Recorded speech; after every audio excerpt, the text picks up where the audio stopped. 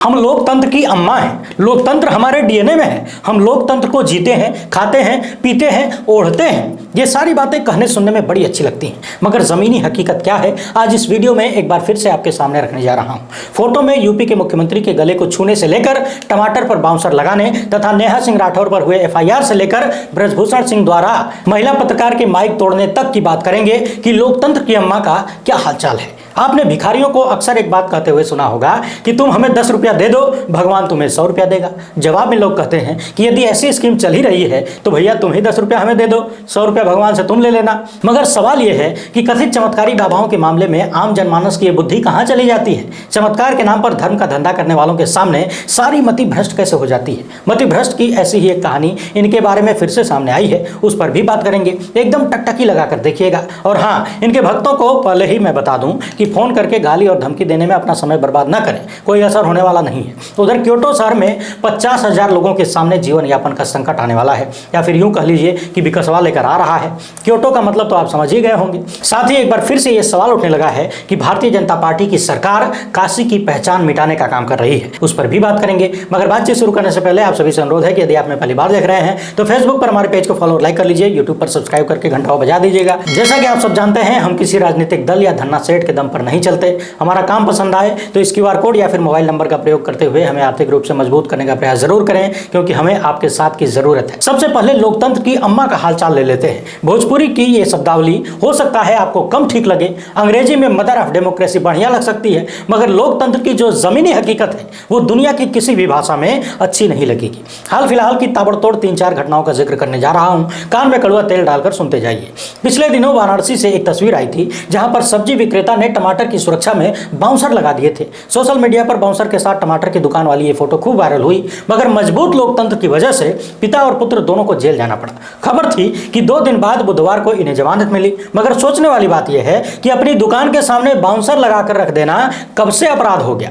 दैनिक भास्कर के अनुसार पुलिस ने तहरीर में महंगाई की अफवाह फैलाने, भ्रामक सूचना समेत अन्य धाराएं लगाई हैं। अब सवाल यह है कि टमाटर 150 रुपया किलो बिक रहा है, क्या यह अफवाह है?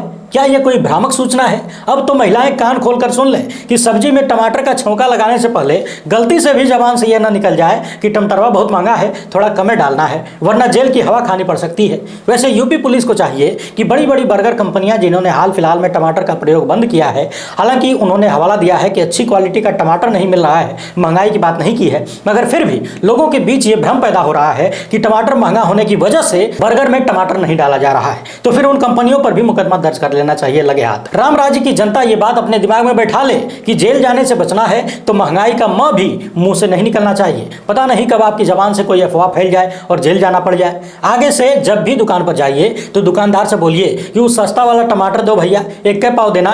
टमाटर कभी जहर माना जाता था गोदी मीडिया के अनुसार। इस सब्जी विक्रेता ने महंगाई पर तंज किया। आप इसे राजनीतिक स्टंट मान सकते हैं, विपक्षी दलों का प्लान भी कह सकते हैं, मगर इन सब के बावजूद ये किसी भी तरीके से लोकतंत्र की अम्मा के घर में अपराध की श्रेणी में तो नहीं आ सकता। ये बात चौंकाने वाली है। पिछले दिनों मध्य प्रदेश में जो सूसू कांड हुआ था वो तो आप सबको याद ही होगा। भाजपा विधायक एक आदमी ने आदिवासी समाज के एक व्यक्ति के ऊपर किस तरीके से समाज में एक रूपता लाने की कोशिश की थी, ये पूरी दुनिया ने देखा। इस मामले पर सवाल उठाते हुए लोक गायिका नेहा सिंह राठौर ने ट्विटर पर एक पोस्ट लिखा कि एमपी में काबा जल्द आने वाला है, यानी कि वो अपने गीत के बारे में बता रही थी। इसके साथ ही उन्होंने एक तस्वीर भी शेयर की थी जिसमें सुसु वाली घटना को सांकेतिक रूप से दर्शाया गया था। अब इस मामले को लेकर मध्य प्रदेश के हबीबगंज थाने में एफआईआर दर्ज कराई गई है। शिकायत के अनुसार नेहा की पोस्ट में सीधी की घटना के आरोपी को आरएसएस की गणवेश पहना हुआ दिखाया गया है। यह शिकायत बीजेपी के अनुसूचित जाति मोर्चा के मीडिया प्रभारी ने की है। इस पर जवाब देते हुए नेहा सिंह ने लिखा है कि आदिवासी के साथ हुई घटना की आलोचना करने पर मेरे विरुद्ध एफआईआर दर्ज करवा दी गई है। मैंने आदिवासी व्यक्ति के साथ हुई घटना का विरोध किया तो भाजपा के अनुसूचित जाति मोर्चा के मीडिया प्रभारी ने मेरे खिलाफ एफआईआर दर्ज करवा दी। गजब है इनका आदिवासी प्रेम। आगे नेहा ने लिखा है कि कुछ लोग मुझे कांग्रेस का एजेंट बताते हैं, कुछ सपाई कहते हैं, कुछ आम आदमी पार्टी का एजेंट बताते हैं। बिहार में भी ऐसी ही अफवाह है। सच सभी जानते हैं कि मैं सिर्फ और सिर्फ विपक्ष में हूं। आप में से कोई नेहा सिंह के संपर्क में हो तो उनसे बताइएगा कि ये जो कुछ हैं, जो कभी सपाई, कभी कांग्रेसी, कभी आम आदमी पार्टी का एजेंट बताते हैं, ये सारे कुछ एक ही जगह से आते हैं और इन सारे कुछों का यही धंधा है, बेचारों की यही रोजी रोटी है। चलाते रहिए। पिछले महीनों आपने एक और खबर सुनी थी कि यूपी पुलिस नेहा सिंह को नोटिस देने दिल्ली तक पहुंच जाती है। कुछ दिन बाद उनके पति की की नौकरी खत्म हो जाती है। और यह सब कुछ क्यों होता है, किन लोगों के इशारे पर हो सकता है, ये बात सबको पता है। कहने सुनने की कोई ज़रूरत नहीं है, मुकदमा हो सकता है। जो सत्ता के विरोध में है, सत्ता से सवाल करते हैं, उन्हें भी मालूम है, और जो सत्ता के साथ हैं उन्हें भी मालूम है। फर्क बस इतना है कि कुछ लोग गलत को गलत कहने की हिम्मत रखते हैं और कुछ लोग गलत को सही मानकर बैठ चुके हैं। हालांकि उन सब की आंखें बारी बारी से खुलती हैं, मगर जब अपनी बारी आती है तब। और एक परम सत्य एक बार फिर से बता दूं कि सबका नंबर आएगा, कभी किसानों का, कभी नौजवानों का, कभी डॉक्टर्स का, कभी दुकानदारों का। अब लोकतंत्र की मजबूत अम्मा का एक और उदाहरण देखते जाइए। यूपी के ही मिर्जापुर में किसी युवक ने सीएम योगी की तस्वीर पर उनके गले के पास हाथ लगाकर फोटो खिंचवा ली, उसे सोशल मीडिया पर शेयर कर दिया। आरोप लगाया जा रहा है कि गला दबाने की भावना प्रदर्शित करने के साथ तस्वीर खींची गई है। 11 जुलाई को भाजपा नेता ने दिनेश यादव नाम के इस युवक के खिलाफ मुकदमा दर्ज करवाया और इसे गिरफ्तार करके जेल भेज दिया गया। भाजपा नेता का कहना है कि सीएम योगी आदित्यनाथ की फोटो पर उनका गला दबाते हुए तस्वीर खिंचाकर उनका अपमान किया गया है। आरोपी के पिता खिचड़ू यादव दूध बेचकर खेती किसानी करके परिवार चलाते हैं। बेचारे थाने में जाकर माफिया मांग रहे हैं, कह रहे हैं कि बेटे ने मजाक में ऐसा कर दिया, क्षमा कर दीजिए। इस नौजवान ने मजाक में किया या फिर जानबूझकर किया, यह मामला अलग है। मगर सवाल यह है कि क्या उत्तर प्रदेश जैसे राज्य के मुख्यमंत्री, जिनका इतना बड़ा राजनीतिक कद है, उनका अपमान सिर्फ इस बात से हो जाता है कि एक युवक ने उनकी तस्वीर में गले पर हाथ लगा दिया? बिल्कुल हो सकता है कि उस नौजवान ने यही प्रदर्शित करने की कोशिश की हो कि गला दबा रहा हूं। ऐसा करके उसने अपनी क्षमता और अपनी तुच्छ बुद्धि का प्रदर्शन तो कर दिया, मगर उसके खिलाफ मुकदमा दर्ज करवाकर उसे जेल भेजकर क्या भारतीय जनता पार्टी के कार्यकर्ताओं ने यूपी के मुख्यमंत्री का मान बढ़ा दिया है? इसे मान बढ़ाना कहा जा सकता है या मान को घटा देना, नष्ट कर देना कहा जा सकता है। हमारे देश में बड़े बड़े नेताओं की तस्वीरें और उनके पुतलों को जलाया जाता है, फूंका जाता है, जूते चप्पलों की माला पहनाई जाती थी। लोग सरेआम पुतलों को लात घूंसों से पीटते हैं विरोध प्रदर्शन करने के लिए, अपना विरोध जताने के लिए। और यही तो लोकतंत्र है। बड़कपन तो इस बात में होता कि उस युवक को बुलाकर पूछा जाता कि तुम किस बात को लेकर इतने नाराज हो कि ऐसा कर रहे हो, तब यह बात मानी जा सकती थी कि सच में हम लोकतंत्र की अम्मा हैं।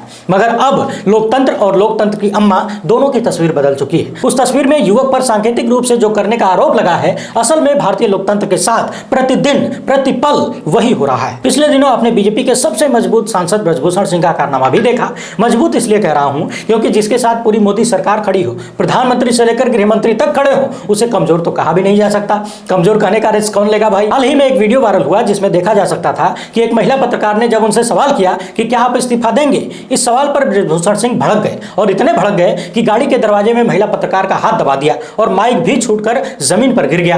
अब चारों तरफ से यह सवाल उठ रहा है कि जो आदमी सरेआम महिला पत्रकार को बुरी तरीके से डांट सकता है, गाड़ी के दरवाजे में हाथ दबा सकता है, माइक को जमीन पर गिरा सकता है, वो महिला पहलवानों के साथ क्या क्या नहीं किया होगा। अब इस तरह की बातें तो सोशल मीडिया पर खलिहर लोग करते हैं, सवाल करते हैं, जबकि यदि ऐसा कुछ हुआ होता तो ब्रजभूषण सिंह निश्चित ही अब तक जेल में होते। बेटियों के साथ अन्याय वर्तमान की सरकार बिल्कुल बर्दाश्त नहीं करती है। बेटी बचाओ बेटी पढ़ाओ, पहले बचाना है कि पढ़ाना, उनसे पूछ लीजिएगा। हालांकि इस मामले में एक और बात ध्यान देने वाली है। गोदी मीडिया के जिस चैनल की महिला पत्रकार के साथ ये हुआ, कहीं ना कहीं गोदी मीडिया का भी उसमें भरपूर रोल है, क्योंकि नेताओं को सवालों का सामना करने की आदत ही खत्म हो गई है। उनको पता है, उन्होंने मान लिया है कि पूरा मीडिया हमारी जेब में है। वैसे इस घटना में एक बात और समझने वाली है। जिस चैनल की महिला पत्रकार के साथ यह घटना हुई, जिसे ब्रजभूषण सिंह ने बुरी तरीके से डांटा, जिसका हाथ अपनी गाड़ी के दरवाजे में दबाया, वो महिला पत्रकार गोदी मीडिया के एक मशहूर चैनल की है। अब लोग ये भी कह रहे हैं कि इस हालात के लिए गोदी मीडिया भी जिम्मेदार है, बल्कि असलियत में कहा जाए तो गोदी मीडिया ही जिम्मेदार है, क्योंकि आज की सत्ता को यह मालूम है कि मीडिया उनके जूते में पड़ा हुआ है, सवाल नहीं करना है। ऐसे में जब आपने आदत डलवा ही दी है कि सवाल नहीं करेंगे, तो फिर गलती से भी सवाल मत करिए। सवाल करेंगे तो ऐसे ही आपका हाथ दरवाजे में दबा दिया जाएगा, माइक जमीन पर पटक दिया जाएगा। और तो और इंतजार करिए, उस महिला पत्रकार की नौकरी कब गायब हो सकती है, इस बात का कोई भरोसा नहीं है। उधर खबर है कि ग्रेटर नोएडा में धीरेन्द्र शास्त्री के कार्यक्रम में भीड़ ज्यादा होने की वजह से भगदड़ मच गई और 10 लोग गंभीर रूप से घायल हो गए। बताया जा रहा है कि गर्मी और उमस होने की वजह से लोग बेहोश होने लगे। एक महिला को बिजली के तार से करंट लगने की भी खबर है। ज्यादातर बच्चे, बुजुर्ग और महिलाएं घायल हुई हैं, जबकि कार्यक्रम के आयोजकों का कहना है कि कोई भगदड़ नहीं मची थी, वीडियो को गलत तरीके से पेश किया गया। दैनिक भास्कर की खबर में ही बहुत सारे ऐसे वीडियोज हैं जिनमें बहुत साफ साफ दिख रहा है कि क्या क्या हुआ होगा। हम तस्वीरें नहीं दिखा सकते क्योंकि सोशल मीडिया को उससे दिक्कत हो जा रही है, मगर मैं जो अगली बात बोलने जा रहा हूं इसको ध्यान से सुनिएगा।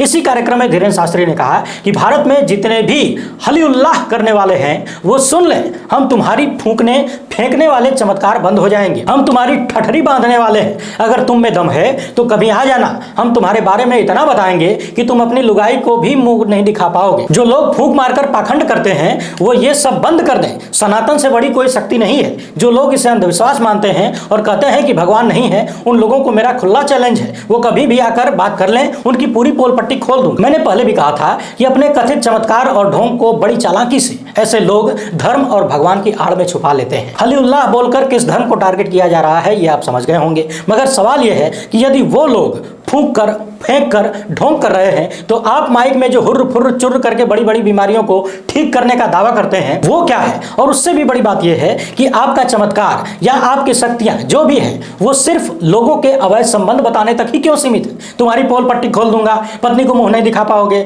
पति को मुंह नहीं दिखा पाओगी। इसके आगे बढ़िए, देश का कुछ भला करिए। आपके कार्यक्रम में भगदड़ होने वाली है, 10 लोग गंभीर रूप से घायल होने वाले हैं, गर्मी और उमस आवश्यकता से अधिक होने वाली है। इस बात का पता क्यों नहीं चल पाया? और यह पहली घटना नहीं है, इनके कार्यक्रमों में इस तरह की घटनाएं अक्सर होती रहती हैं। मगर कुल मिलाकर बात वही है कि देश में सत्ता से सवाल करने वाले, लोकतंत्र को मजबूत करने की आवाज उठाने वाले लोग जेल में पाए जाते हैं और सरेआम संविधान के धज्जियां उड़ाने वाले, मौलिक कर्तव्यों को उठाकर नाले में फेंकने वाले, धर्म के नाम पर ढोंग और पाखंड की दुकान चलाने वाले सरेआम घूमते हैं। उन्हें कोई रोकना टोकने वाला नहीं है। और रोकना टोकना तो बहुत दूर की बात है, सत्ता उनके साथ खड़ी होती है। माफ करिएगा, साथ नहीं, पैरों में पड़ी होती है। दरअसल सत्ता उनके साथ या पैरों में नहीं, सत्ता को भीड़ से मतलब होता है। जहां भीड़ मिलेगी सत्ता उसी के साथ जाएगी। सत्ता ही नहीं, हर एक राजनीतिक दल जाएगा। अब भीड़ को तय करना है कि वो भीड़ बनकर रहना चाहती है या नागरिक बनने की क्षमता है। उधर वाराणसी में 10,000 नाविकों के सामने रोजगार का संकट पैदा हो गया है, क्योंकि यहां पर वाटर टैक्सी की लॉन्चिंग होने वाली है। मगर इसे लेकर नाविक समाज के हजारों लोग